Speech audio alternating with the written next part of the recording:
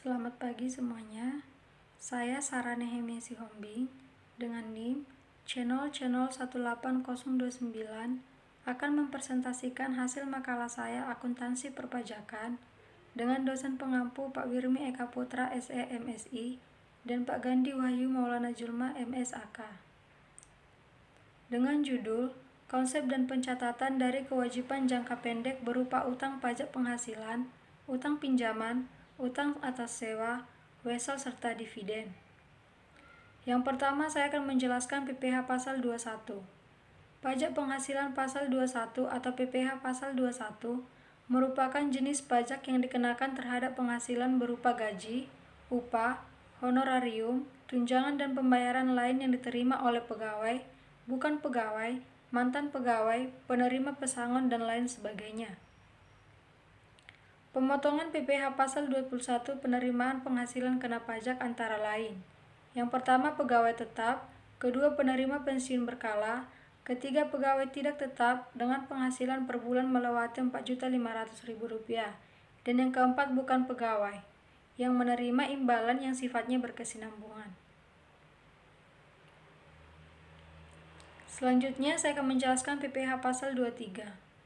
Pajak penghasilan pasal 23 atau PPh pasal 23 adalah pajak yang dikenakan pada penghasilan atas modal, penyerahan jasa, atau hadiah dan penghargaan, selain yang telah dipotong PPh pasal 21. Umumnya penghasilan jenis ini terjadi saat adanya transaksi antara pihak yang menerima penghasilan, atau penjual atau pemberi jasa, dan pemberi penghasilan. Pihak pemberi penghasilan atau pembeli atau penerima jasa akan memotong dan melaporkan PPh pasal 23 tersebut kepada kantor pajak. Pihak pemotong PPh pasal 23 dan pihak yang dikenakan PPh pasal 23 tidak semua pihak dapat dikenakan atau pemotong PPh pasal 23. Pihak-pihak tersebut hanya mereka yang masuk pada kelompok berikut ini, yaitu badan pemerintah, subjek pajak badan dalam negeri, penyelenggaraan kegiatan, bentuk usaha tetap atau BUT, perwakilan perusahaan luar negeri lainnya, dan wajib pajak orang pribadi dalam negeri tertentu yang ditunjang Direktur Jenderal Pajak. Selanjutnya saya akan menjelaskan PPh pasal 26. PPh pasal 26 adalah pajak penghasilan yang dikenakan atas penghasilan yang diterima wajib pajak luar negeri dari Indonesia selain bentuk usaha tetap atau BUT di Indonesia. Akuntansi utang pajak atas wesel dan dividen. Utang wesel.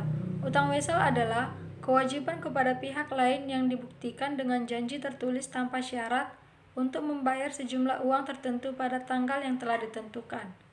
Utang wesel dapat dijual oleh pemegangnya.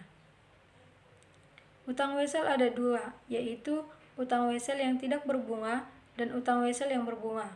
Utang wesel yang tidak berbunga yaitu utang wesel yang pada tanggal jatuh tempo pelunasannya hanya sebesar nilai nominal wesel.